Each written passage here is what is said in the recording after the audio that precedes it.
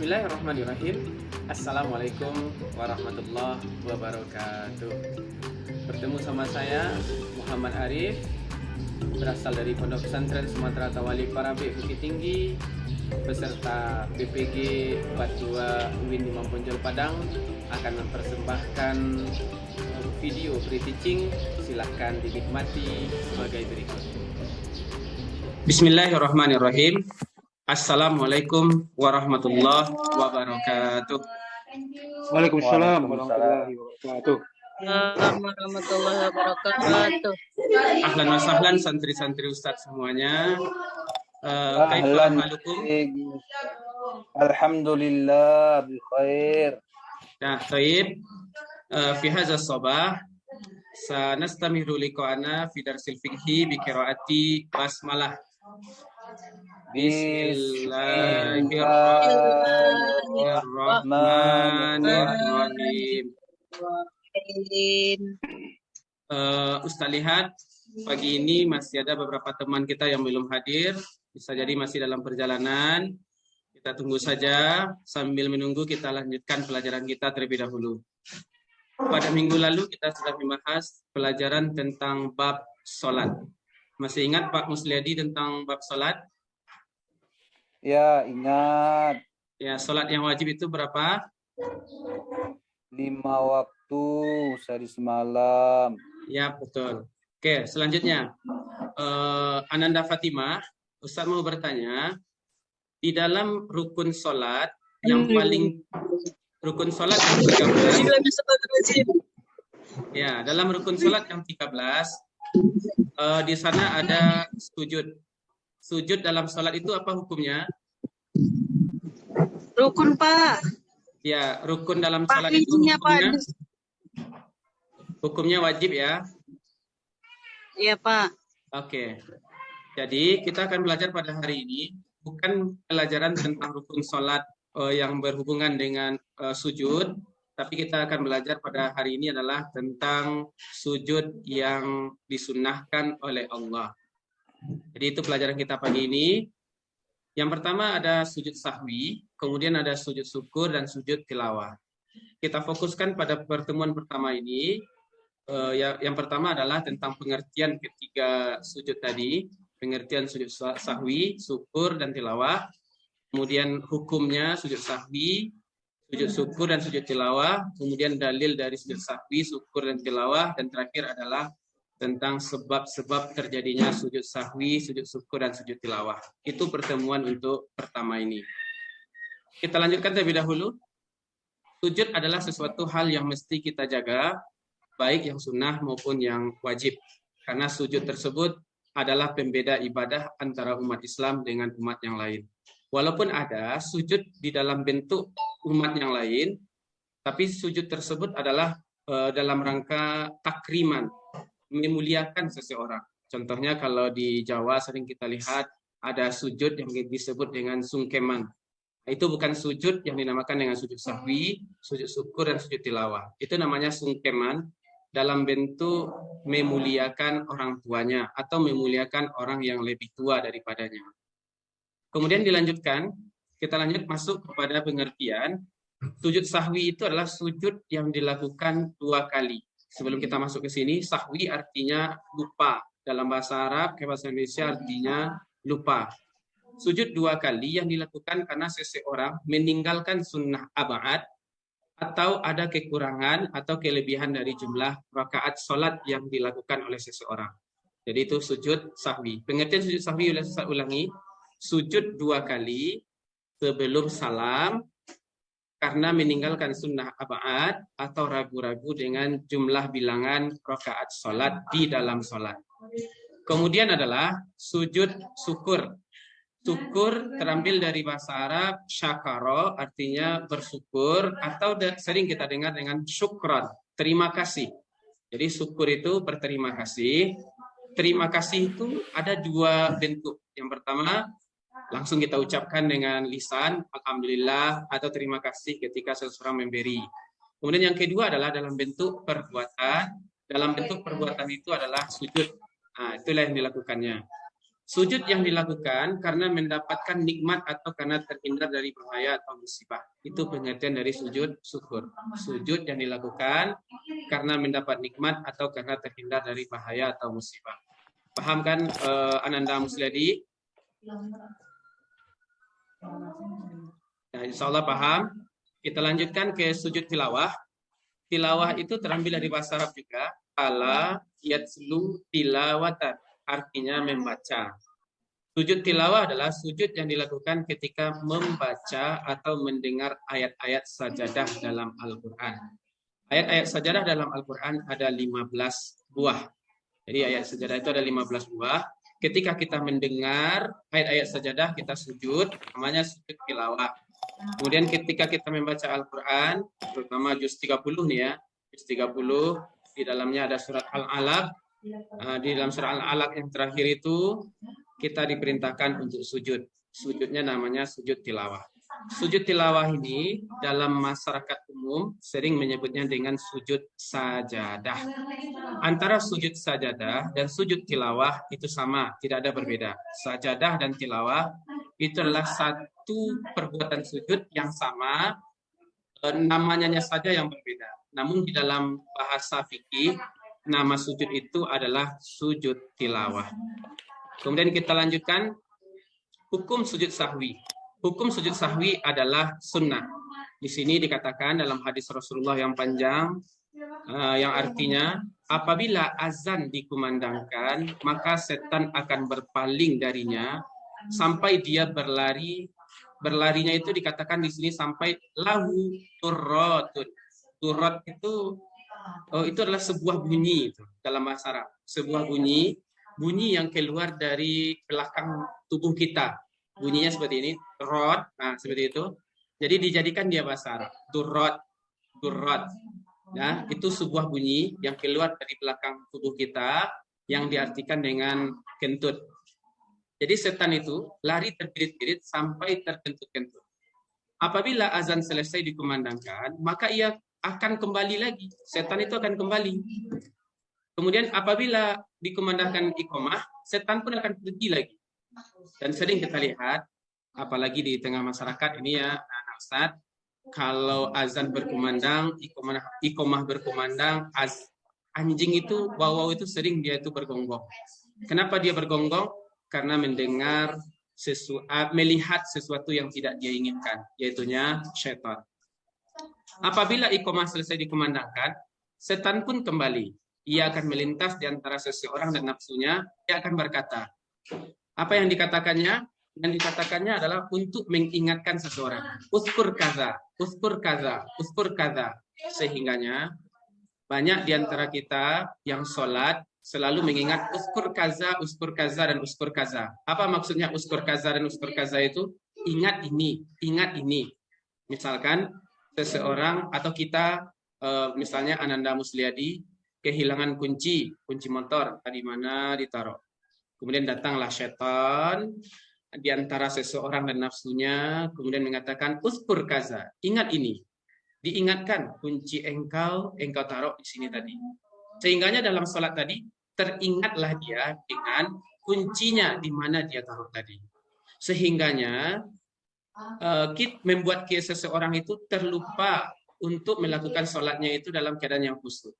Dan tidak luput seseorang mulutnya membaca Al-Fatihah dibaca, namun hatinya itu masih kekunci. Alhasil adalah sholatnya itu dikerjakan tergesa-gesa. Karena tergesa-gesa nanti di akhirnya dia lupa. Saya ini mengerjakan 2 rakaat atau 3 rakaat atau 3 atau 4 kalau seandainya dia sholat isya. Maka apabila hal itu terjadi, apa yang harus dilakukan? Apabila salah seorang dari kalian tidak mengetahui beberapa rakaat dia sholat, hendaklah dia bersujud 2 kali di dalam sholat tadi. Jadi 2 kali. Nah, itu yang harus dilakukan. Kemudian kalau bertanya anak-anak Ustaz, apa gunanya sujud itu Ustaz? Yang pertama, guna sujud tilawah sahwi itu, yang pertama mengingatkan kita itu adalah orang yang pelupa, bukan orang yang kuat segala sesuatunya. Yang kedua, dengan sujud tadi adalah menghina syaitan. Menghina syaitan. Kenapa kita menghina syaitan?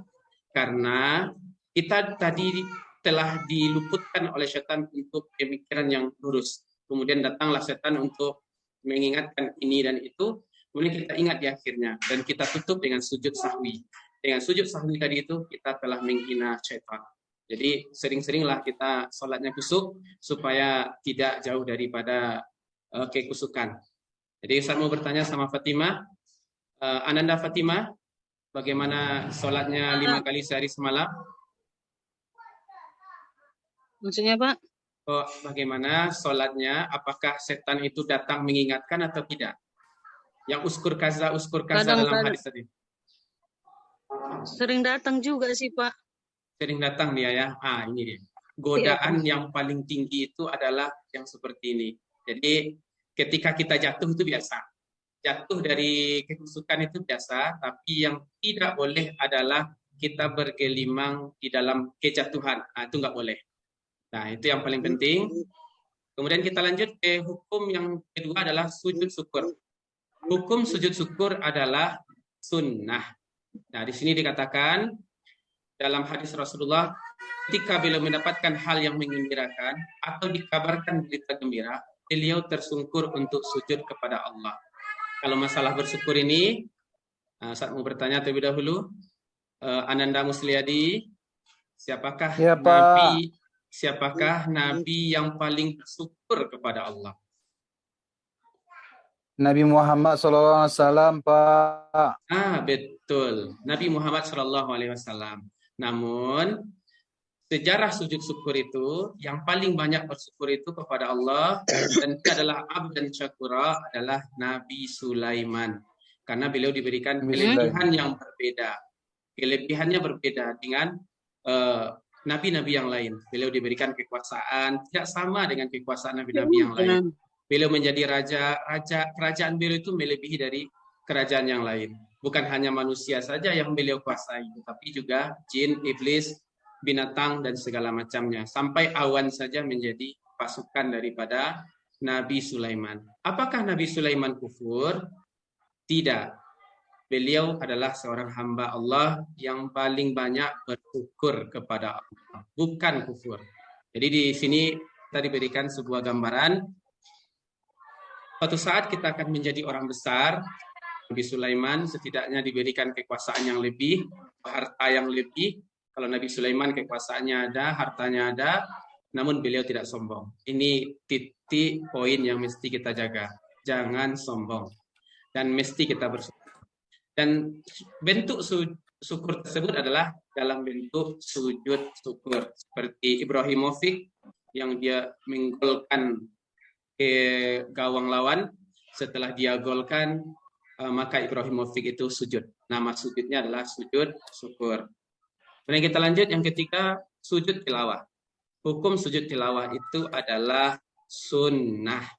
Jadi kita lihat di sini, hadis dari Rasulullah, apabila anak Adam membaca ayat sajadah yang 15 tadi, lalu dia sujud, maka setan akan menjauhinya sambil menangis. Setan menjauhi sambil menangis. Menjauhi sambil menangis dalam kosakata kita sehari-hari, menangis itu dalam bentuk muhasabah. Jadi muhasabah setan tersebut. Apa yang dia muhasabahkan? Hasil muhasabahnya adalah setan itu berkata, celaka aku. Ini bentuk muhasabah ini. Aku celaka. Kalau kita bermuhasabah kepada Allah sewaktu kita melakukan perbuatan dosa, inni kuntu minas sholimin. Sama seperti ini. Jadi celaka aku, anak Adam disuruh sujud, dia pun bersujud. Maka baginya surga. Sedangkan aku sendiri diperintahkan untuk sujud, namun aku menolak. Sehingga aku pantas mendapatkan neraka. Di sini, hikmah pelajaran yang dapat kita ambil dari setan tadi. Setan itu muhasabah, hasil muhasabahnya setelah itu tetap menjadi salah. Dia muhasabah, setelah dia muhasabah sambil menangis, berhurayan air mata, setelahnya tetap menjadi yang salah.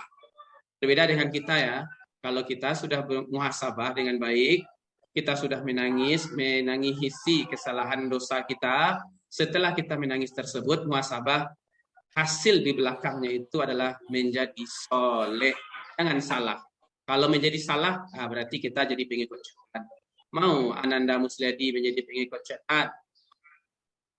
Tidak mau. Tidak mau kan? Makanya ketika ada perintah sujud, bersujud kepada Allah. Jangan sampai kita tidak bersujud. Fahim ya Fatimah? Ananda Fatimah, fahim? Fahim tuh. Oke, kita lanjutkan. Sebab-sebab sujud. Ini yang terakhir ya, sebab-sebab sujud. Nah, pelajaran yang pertama kita bahas sampai sebab-sebabnya. Sebab-sebab sujud sahwi. Yang pertama adalah meninggalkan sunnah abad. Ini di pelajaran sebelumnya kita bahas tentang pelajaran sholat. Mana yang sunnah abad, mana yang sunnah hayat. Nah, ini yang pelajaran yang sebelumnya. Sering-sering antum mereview pelajaran yang sebelumnya supaya tidak lupa. Kemudian yang kedua, ragu-ragu dalam hal meninggalkan sunnah abad. Sebagai contoh, tahiyat. Di dalam tahiyat itu kan kita membaca sholawat. Ragu-ragu, saya tadi baca selawat nggak ya? Nah, ini namanya sunnah abad atau tahiyatnya kita tinggalkan.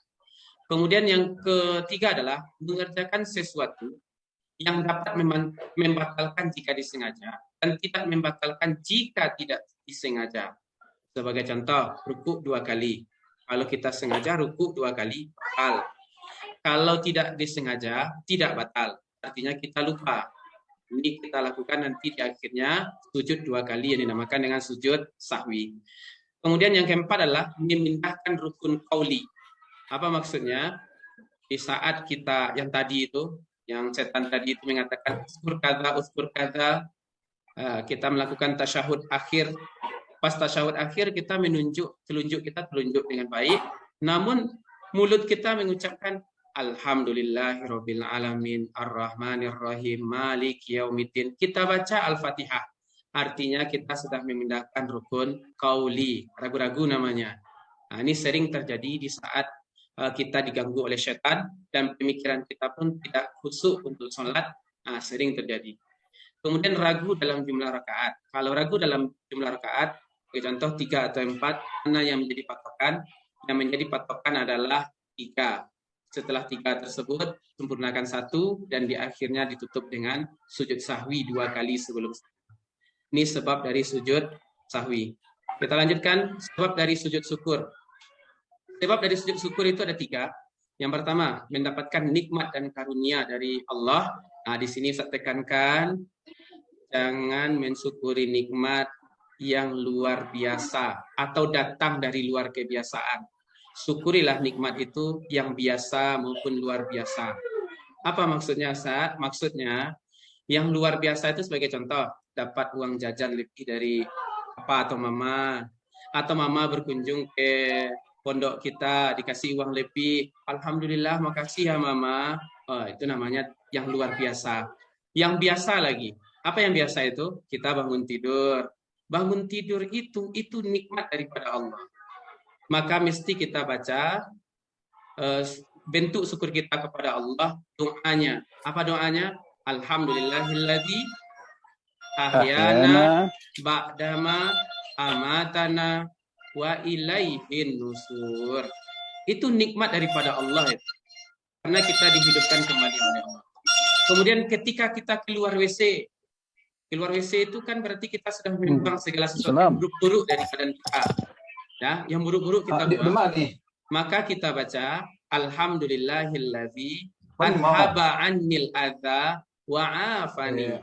Ya, sering kita terlupa dan terluput kalau seandainya kita mendapatkan nikmat yang biasa. Jadi saya ingatkan di sini, mensyukuri nikmat Allah itu sesuatu yang luar biasa saja, tapi yang biasa juga. Nah, itu yang pertama.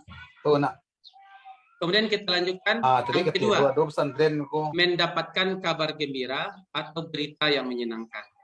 Dapat kabar gembira atau berita yang menyenangkan. Contoh, antum tinggal di pondok, kemudian ketika mendengarkan adik juara tahfiz, apa yang harus dilakukan? Yang dilakukan adalah bersyukur kepada Allah. Ya, seperti itu. Itu yang kedua.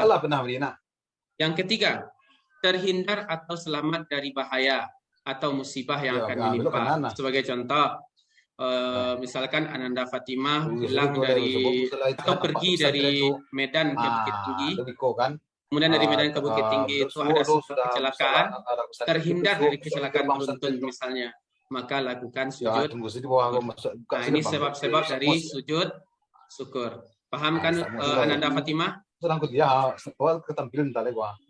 Ananda Fatimah paham ya?